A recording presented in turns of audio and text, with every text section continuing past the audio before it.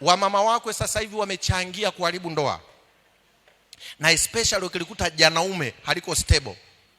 Ngoja nitoe mfano kuhusu mimi.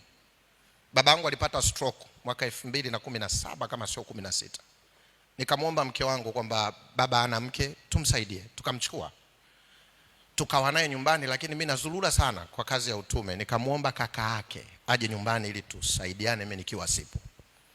Sasa siku ya Ijumaa, those days, mke wangu alikuwa anapenda makande.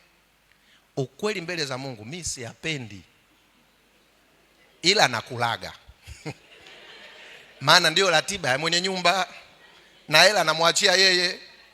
Sasa baba yangu mkubwa naye kumbe hapendi makande. Alipomwona mke wangu anaandaa akamwambia, mama mimi makande sili. Mke wangu akamwitikia sawa. Mama juu ya meza akatenga makande, parachichi na mtindi. Baba alivyoenda, baba mkubwa alivyoenda juu ya meza kakuta yale aliyoyakataa. Hakugusa hata kimoja, akanisubiria getini.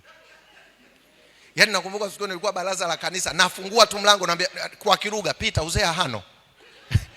Yaani pita njoo hapa. Nikakaa naye chini, anambia